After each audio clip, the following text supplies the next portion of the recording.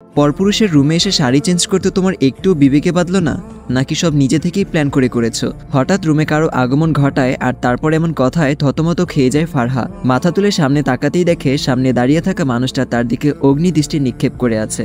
ভয়ে ও লজ্জায় মাথা নিচু করে আছে ফারহা। আজ প্রথম শাড়ি পরে বান্ধবীর বিয়েতে এসেছে ফারহা। আজ গায়ে হলুদ, বাকি সব বান্ধবীরাও হলুদ রঙের শাড়ি পরে এসেছে, তাই বাধ্য হয়ে ফারহাকেও পরতে হয়েছে শাড়ি। কিন্তু এখানে আসার পর দৌড়ে আসা একটা ছেলের সাথে ধাক্কা খেয়ে নিচে পড়ে যায় সে। ছেলেটা পেছনে না তাকিয়ে সোজা চলে গেল। একরাশ বিরক্তি নিয়ে উঠে দাঁড়ালো ফারহা। দেখে সুন্দর করে পরে আসা শাড়িটিও এলোমেলো হয়ে গেছে। ছেলেটাকে মনে মনে গালি দিয়ে সামনে এগিয়ে গেল সে। দেখে বাকি বান্ধবীগুলো আইরিনকে নিয়ে ব্যস্ত হয়ে পড়েছে, তার দিকে তাকানোরও সময় নেই তাদের। তখনই আইরিনের মা লতা রহমান তার কাছে এগিয়ে এসে সমস্যার কথা জানতে চাইলে ফারহা খুলে বলে সব। এক হাতে শাড়িটা ধরে আন্টির সাথে হাঁটা ধরল সে। যাই হোক, আগে শাড়িটা গুছিয়ে নিতে হবে। বিয়ে বাড়ি, প্রায় সারা বাড়ি জুড়েই মানুষের ছড়াছড়ি, তার মাঝে একটা রুম ফাঁকা, আর তা হলো আবরার ভাইয়ের। তার রুমে কাউকে ঢুকতে দেয় না সে, নিজেই রুম পরিপাটি করে রাখে। এরপর কারো প্রবেশ নিষিদ্ধ।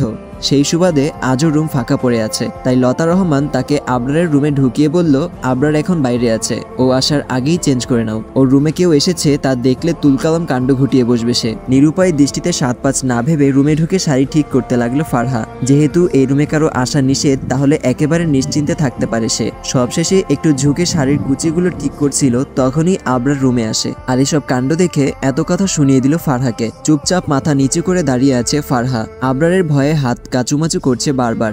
মানুষটাকে ভয় পাওয়ার কিছু কারণ আছে। তার চোখে সবচেয়ে রাগী মানুষের নাম হলো আবরার আহমেদ। তাছাড়া তার আরেকটা পরিচয় হলো ফারহাদের কলেজে নতুন জয়েন করেছে। জন্মের পর মনে হয় তাকে মধুর বদলে লবণ খাওয়ানো হয়েছে, তাই তার আচরণও নোনতা টাইপের। কলেজে যখন প্রথম জয়েন করে, তখন কথায় কথায় একদিন ফারহা তার বান্ধবীদের বলে ফেলেছিল তার আবরার স্যারকে ভালো লাগে। সেটাকে বাকি বান্ধবীরা টানাটানি করতে করতে আবরারের কান অবধি চলে গেল।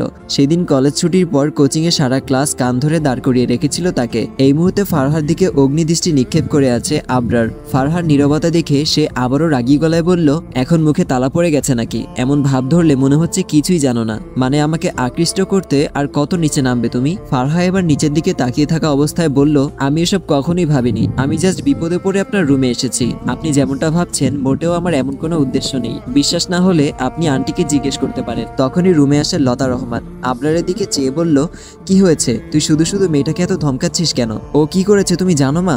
কত বড় সাহস এই মেয়ের! আমার রুমে এসে ছেলেকে থামিয়ে দিয়ে লতা রহমান বলল, জানি আমি, সে এমনি এমনি তোর রুমে আসেনি। বাইরে কার সাথে যেন ধাক্কা লেগে পড়ে গিয়ে সব এলোমেলো করে ফেলেছিল। তারপর আমাকে বললে আমি এখানে নিয়ে আসি। সারা বাড়িতে এখন মেহমান, একমাত্র তোর রুমটাই ফাঁকা ছিল, তাই তাকে বললাম তাড়াতাড়ি ঠিক করে বেরিয়ে আসতে। তো এখানে দোষের কি আছে?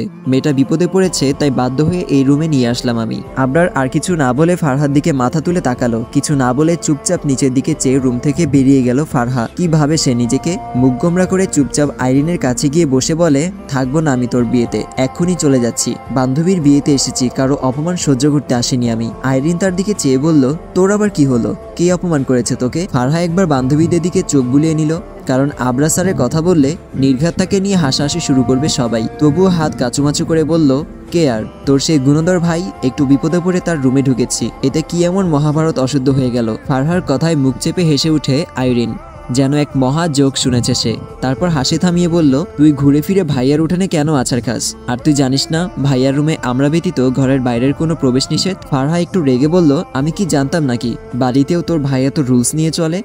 আইরিন আবারও হেসে বলল, ভাইয়ার অনেক রুলস আছে, ওগুলো না জানলে কি হবে ভাবিজি? না হলে তো পরে দেখা যাবে সারা জীবন ভাইয়ার হাতে মার খেতে হবে। আইরিনের কথায় হা হা করে হেসে উঠে সবাই, যাতে রাগটা আরো বেড়ে গেল ফারহার। আইরিনের দিকে চেয়ে বলল, কানের 3 ইঞ্চি নিজ বরাবর একটা কষিয়ে খেলে তখন মজা নেওয়া বের হয়ে যাবে তোর। আর ভাবি রাখছিস কাকে? আমি কি তোর ভাইকে বিয়ে করার জন্য বসে আছি নাকি?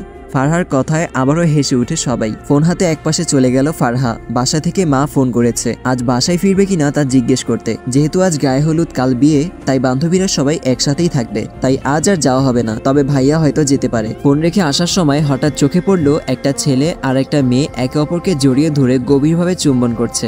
যখন খেয়াল করলো ছেলেটা আর কেউ না, তারই ভালোবাসার মানুষ সাদাফ, মুহূর্তেই বুকটা কেঁপে উঠে তার। জেগে উঠে এক তীব্র কষ্ট। সাদাফের সাথে 2 বছরের সম্পর্ক থাকার পর যখন যখন বছরখানেক আগে ব্রেকআপ হয়েছিল তখন খুবই আবেগপ্রবণ ছিল ফারহা। গত রাত জেগে কেঁদেছিল তার কোনো হিসেব নেই।